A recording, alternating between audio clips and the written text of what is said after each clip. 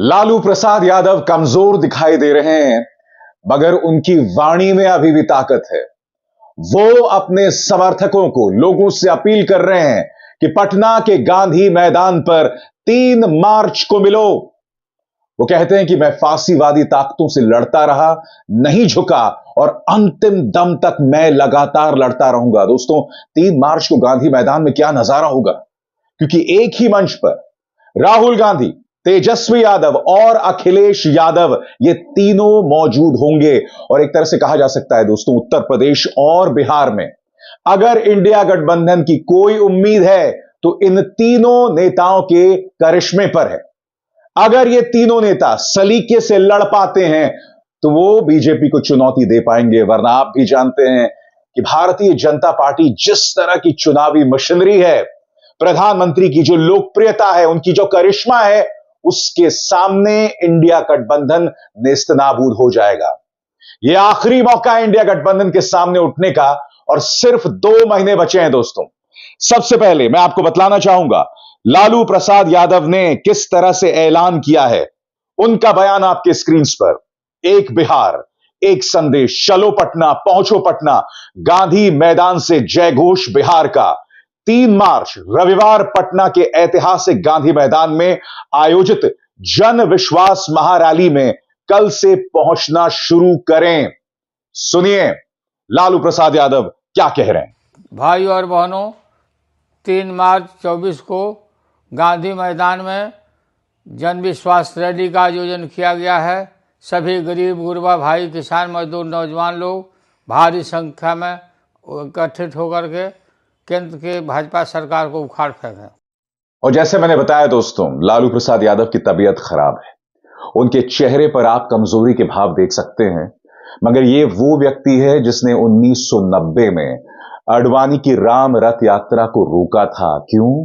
क्योंकि ये राम रथ यात्रा जहां जहां से गुजर रही थी वहां दंगे हो रहे थे, दर्जनों सैकड़ों लोग मारे जा रहे थे। और उस वक्त मैं नहीं भूला हूं लालू प्रसाद यादव का वो ऐतिहासिक बयान, वो ऐतिहासिक भाषण, जिसमें उन्होंने कहा था कि अगर दंगे होंगे तो दंगे में लोग मारे जाएंगे, ऐसे में मंदिर में घंटी बजाने वाला कौन रहेगा। और उनके मुख्यमंत्री रहते हुए वो इस बात की इजाजत नहीं दे सकते। मैं आपको यह भी बतलाना चाहूंगा दोस्तों कि लालू प्रसाद यादव ने बीबीसी को भी इंटरव्यू दिया है। उन्होंने कहा है कि फांसीवादी ताकतों के सामने ना झुका हूं, ना झुकूंगा, ना डरा हूं, ना डरूंगा। सुनिए उन्होंने क्या कहा बीबीसी को। इसको टॉलरेट नहीं करना, राज रहे या राज जाए, लेकिन कोई भी आदमी हमारे इस संविधान के और प्रियम्बल को नुकसान पहुंचाएगा तो उसको बर्दाश्त नहीं किया जाएगा। ये हमारा, इसको ध्यान में रखते हुए हमने आडवाणी जी को दिल्ली तक गए बताने समझाने के बंद करिए ये सब, और काफ़ी गुर्राए वो कौन माई का लाल है, दूध पिया है जो हमारे रथ को रोकेगा। मैंने कहा कि हम नहीं जानते कि आप अपने माता जी का दूध पिया या नहीं पिया, या पाउडर का दूध चाट कर आ गए। मैं भैंस का दूध पिया हूँ और मैं आपको छोड़ूंगा नहीं, आई। और हमने समस्तीपुर में उनको गिरफ्तार कराया। पूरे देश भर में हलचल पैदा हो गया। आडवाणी जी गिरफ्तार हो गए और आडवाणी जी की गिरफ्तारी, इधर हमने उनको गिरफ्तार किया और उधर बीपी सिंह की सरकार आउट हो गई, तो लोग विड्रॉ कर लिया। तो सरकार को हमने गंवाया। बाबरी मस्जिद को बचाने के लिए तो हमारा प्रयास। तो उस वक्त वीपी सिंह जी थे प्रधानमंत्री, उन्होंने आपको बोला था करने के लिए, ये आपकी अपनी? कोई नहीं बोला, कोई नेता कोई आदमी नहीं बोला। हम खुद अपने निर्णय से अपना निर्णय लेकर के हमने ये काम किया।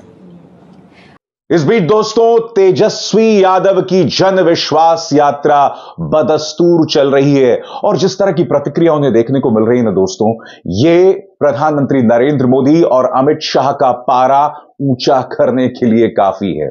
यही वजह है कि भारतीय जनता पार्टी के जो छोटे भैया नेता हैं वो इस कदर बौखलाए हुए हैं। यही वजह है कि केंद्र में एक मंत्री गिरिराज सिंह ने तेजस्वी यादव के डीएनए तक पर सवाल खड़ा कर दिया था। क्यों? क्योंकि जन विश्वास यात्रा में उन्हें लगातार यह प्रतिक्रिया मिल रही है। सवाल यही किया जा रहा है कि क्या ये जो भीड़ है वो वोटों में तब्दील होगी? अक्सर लोग 4 साल पहले जो चुनाव हुए थे बिहार के, उसका हवाला देते हैं। ये कहते हैं कि उन चुनावों में जो कि 2020 में हुए थे, महागठबंधन हार गया था। मगर हम ये ना भूलें कि आरजेडी सबसे बड़े दल के तौर पर उभरी थी और वो तब जब तेजस्वी यादव मैदान में सिर्फ 2 महीने पहले उतरे थे। अब वो लगातार मैदान में, वो नौकरी को लेकर युवाओं से लगातार अपील कर रहे हैं। कल जब उनकी जन विश्वास यात्रा चल रही थी, देखिए किस तरह की प्रतिक्रिया तो मिल ही रही है और उन्होंने क्या बयान दिया है वो भी मैं आपको पढ़ के सुनाना चाहता हूं। गांव है, ग्रामीण है, नदी है, किश्ती है, चप्पू है, मल्लाह है, राह है, मुसाफिर है, मंजिल है। जन विश्वास यात्रा के दौरान सड़क के दोनों किनारे खड़े लोगों की आंखों को देख रहा हूं, उन नजरों को पढ़ रहा हूं। आशा और उम्मीद से भरी उन निगाहों को निराश नहीं करूं, इतनी ताकत मुझे ईश्वर से मिले, यही प्रार्थना है। यह क्षण एक लंबे संघर्ष के आगाज का भी है।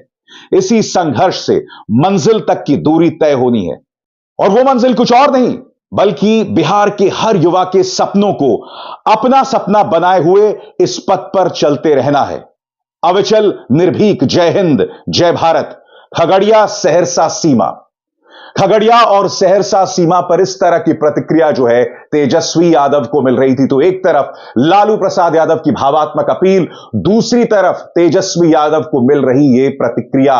और ये ना भूलें कि एक ही मंच पर तेजस्वी यादव, अखिलेश यादव और राहुल गांधी दिखाई देंगे। बहरहाल अखिलेश यादव का प्रोग्राम जो है वो क्या होने वाला है वो सामने आ गया है, जो मैं आपको बतलाना चाहता हूं।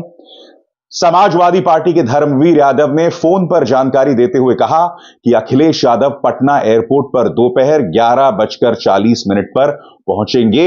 एयरपोर्ट से सीधे रैली स्थल जाएंगे। रैली खत्म होने के बाद राबड़ी आवास पर जाएंगे और देर शाम 4:15 पर वापस लखनऊ लौट जाएंगे। महागठबंधन की इस रैली में आपको समाजवादी पार्टी के झंडे भी दिखेंगे। इस रैली को सफल बनाने के लिए हमारे कार्यकर्ता भी लगे हुए हैं, ऐसा धर्मवीर यादव ने कहा है। और मैं आपको बता दूं दोस्तों कि इसमें तेजस्वी यादव, राहुल गांधी, वामपंथी दलों से दीपांकर भट्टाचार्य, सीताराम येचुरी, डी राजा, ये तमाम लोग इस रैली को संबोधित करेंगे। और यह बताया जा रहा है कि इस रैली में करीब 10 लाख लोग पहुंचेंगे। मैं चाहूंगा कि आप इस बात पर भी निगाह रखें कि जब यह रैली होगी तो मीडिया इसे कवर करेगा या नहीं दोस्तों, क्योंकि हकीकत यह है, मैं आपको बताता हूं दोस्तों, विपक्ष में अगर कोई दोहराव आता है, कुछ प्रॉब्लम्स आती हैं, तब मीडिया उसे पूरी तरजीह देती है। याद कीजिए, मीडिया ने तो ऐलान कर दिया था ना कि आम आदमी पार्टी और कांग्रेस में गठबंधन नहीं हो रहा है। मीडिया ने यह भी ऐलान कर दिया था कि महाराष्ट्र में तनाव है, जबकि आप जानते हैं महाराष्ट्र में भी गठबंधन हो गया है। मीडिया आपको यह नहीं बता रहा है कि शिवसेना, एकनाथ शिंदे फैक्शन में इस वक्त गैंग वॉर चल रहा है, नेता एक दूसरे को पीट रहे हैं, गोलियां चला रहे हैं। दूसरी तरफ जो गठबंधन है, उद्धव सेना, कांग्रेस और एनसीपी, उनके बीच में गठबंधन हो गया है। सीटों को लेकर समझौता हो गया है, मगर कोई गोदी मीडिया आपको ये बात नहीं बताएगा। उसी तरह से मैं दावे के साथ कह सकता हूं कि अगर गांधी मैदान की रैली सफल होती है तो मुझे ताज्जुब नहीं होगा कि उसकी एक भी तस्वीर आपको दिखाई जाए। मगर दोस्तों, यह पहली रैली है जहां इंडिया गठबंधन के दिग्गज नेता एक मंच पर खड़े होने वाले हैं। दूसरी तरफ प्रधानमंत्री लगभग हर दिन कोई ना कोई रैली को संबोधित कर रहे हैं। कभी वो केरल जाते हैं, कभी वो पश्चिम बंगाल जाते हैं, कभी झारखंड जा रहे हैं। आज की तारीख में प्रधानमंत्री रोज एक रैली को संबोधित कर रहे हैं। प्रधानमंत्री अब से लग गए हैं।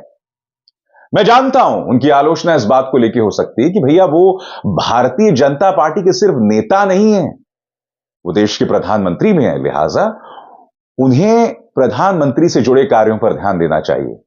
उन्हें सिर्फ चुनावी रैलियां नहीं करनी चाहिए, जो कई मायनों में सही भी है, मगर all is fair in love and war. राजनीति में सब जायज है और प्रधानमंत्री इस बात को समझते हैं। उनकी निगाह जो है लक्ष्य पर है, और लक्ष्य क्या है? 2024 के लोकसभा चुनाव। भारतीय जनता पार्टी के बारे में अभी से कई सर्वेस कह रहे हैं कि 300 सीटें बहुत आसानी से मिलने वाली हैं, यानी कि जीत का रास्ता साफ है। बावजूद इसके प्रधानमंत्री किसी तरह की कोई कॉम्प्लिसेंसी, कोई ढिलाई नहीं बरत रहे हैं।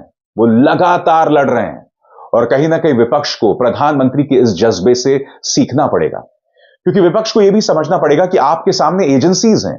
आज की तारीख में ये जो तीनों नेता मंच पर होने वाले हैं, राहुल गांधी, तेजस्वी, अखिलेश, तीनों को गिरफ्तार करने की फिराक में है मोदी सरकार की एजेंसीज। तो एक तरफ एजेंसीज हैं दोस्तों, दूसरी तरफ साम दाम दंड भेद है भाजपा का, साथ ही पैसा और फिर पूरा प्रचार तंत्र जिसमें गोदी मीडिया जो है पूरी तरह से भाजपा के साथ है। ऐसे में मैं आपसे सवाल पूछना चाहता हूं, विपक्ष का रास्ता तो पहले से ही मुश्किल में है, मगर विपक्ष का कैंपेन कहां है? कहां है मुद्दे? कहां है सोच? कहां है रणनीति? ये तमाम चीजों को लेकर फोकस जो है रहना पड़ेगा। राहुल गांधी न्याय यात्रा कर रहे हैं और मुझे लगता है यह एक बहुत वाजिब चीज है। तेजस्वी यादव जन विश्वास यात्रा कर रहे हैं। मुझे ऐसा लगता है कि अखिलेश यादव देरी कर रहे हैं। मैं समझ नहीं पा रहा हूं कि अखिलेश यादव घर बैठे ट्वीट क्यों करते रहते हैं। जरूरी है कि तेजस्वी की तरह वो भी अपनी एक जन विश्वास यात्रा शुरू कर दें। वक्त ज्यादा नहीं रह गया है। आप में और कांग्रेस में सीटों के बंटवारे को लेकर समझौता हो गया है। उत्तर प्रदेश जो है वैसे ही बहुत ही कठिन चुनौती है, इसलिए बहुत जरूरी हो जाता है तेजस्वी यादव और राहुल की तरह अखिलेश यादव भी मैदान में उतरें और चुनावों में अपना दमखम दिखाएं। तभी तो मुकाबला हो पाएगा, और तभी तो मुकाबले का मजा है जब विपक्ष अपनी तरफ से फाइट दे। वरना अगर पहले से ही हथियार डाल दे तो मुकाबले का क्या मजा है। अभिसार शर्मा को दीजिए इजाजत। नमस्कार। स्वतंत्र और आजाद पत्रकारिता का समर्थन कीजिए, सच में मेरा साथी बनिए। बहुत आसान है दोस्तों, इस ज्वाइन बटन को दबाइए और आपके सामने आएंगे ये 3 विकल्प, इनमें से एक चुनिए और सच के इस सफर में मेरा साथी बनिए।